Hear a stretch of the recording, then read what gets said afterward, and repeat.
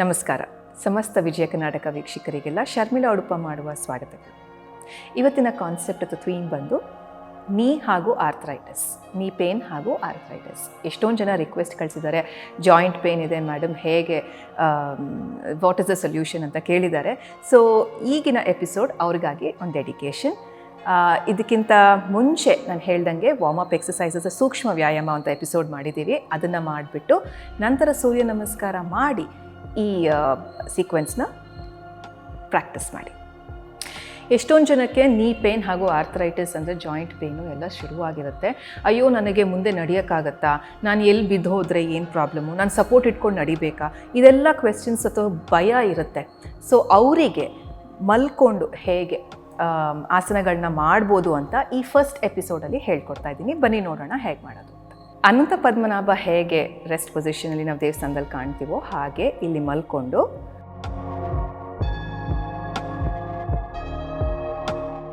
ಎಡಗಾಲನ್ನ ಕೈಯಿಂದ ಸಪೋರ್ಟ್ ತಗೊಂಡು ನೇರವಾಗಿ ಮೇಲಕ್ಕೆ ಚಾಚಿ. ಉಸಿರಾಟ ಮೇಲೆ ಗಮನ ಇರಲಿ. ಉಸಿರು ತಗೊಂತ ಉಸಿರು ಬಿಡ್ತಾ ರೆಸ್ಟ್ರಿಕ್ಟ್ ಮಾಡಬೇಡಿ ಯಾವುದು ಉಸಿರಾಟನ.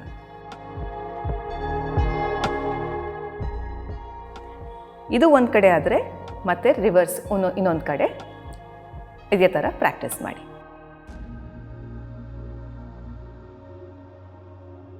ಎರಡನೇ ಆಸನ ಬಂದು ಸರ್ಪಾಸನ. ಇದು ಕೈನ ಇಂಟರ್ಲೇಸ್ ಮಾಡಿ ಹಿಂದ್ಗಡೆ ಗಲ್ಲ ಹಾಗೂ ಎದೆನ ಮೇಲಕ್ಕೆ ಎತ್ತದು. ಉಸಿರು ತಗೊಂತ ಈ ಪೊಸಿಷನ್ಗೆ ಹೋಗಿ ಆಮೇಲೆ ನಾರ್ಮಲ್ ಉಸಿರಾಟ ಆಡ್ತಾ ಒಂದು 30ರಿಂದ 40 ಸೆಕೆಂಡ್ ಇಟ್ಕೊಂಡು ವಾಪಸ್ಸು ನ್ಯೂಟ್ರಲ್ ಪೊಸಿಷನ್ಗೆ ಬನ್ನಿ. ಮೂರನೇ ಆಸನ ಬಂದು ಶಲಭಾಸನ ಅಥವಾ ಲೋಕಸ್ಟ್ ಪೋಸ್ ಅಂತ ಹೇಳ್ತೀವಿ. ಲೋಕಸ್ಟ್ ಅನ್ನೋದು ಒಂದು ಇನ್ಸೆಕ್ಟ್. ಕೈನ ತೊಡೆ ಪಕ್ಕ ಇಟ್ಟು ಉಸಿರು ಆಡ್ತಾ ಗಲ್ಲ ಹಾಗೂ ಎದೆ ಹಾಗೂ ಕೈನ ಮತ್ತೆ ತೊಡೆಯಿಂದ ಕಾಲು ತನಕ ಮೇಲಕ್ಕೆ ಚಾಚುವಂಥದ್ದು. ಈ ಆಸನ ಬಂದು ನಿಮ್ಮ ಕೋರ್ ಅಥವಾ ಈ ಹೊಟ್ಟೆ ಮೇಲೆ ಬ್ಯಾಲೆನ್ಸ್ ಮಾಡುವಂಥ ಒಂದು ಆಸನ.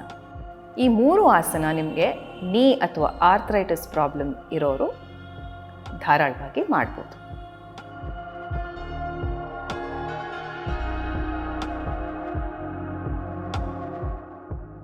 ನೋಡಿದ್ರಲ್ಲ ವೀಕ್ಷಕರೇ, ನಮ್ಮ ಫಸ್ಟ್ ಎಪಿಸೋಡ್ ಇಲ್ಲಿಗೆ ಕೊನೆ ಹಂತಕ್ಕೆ ಬಂದಿದೆ.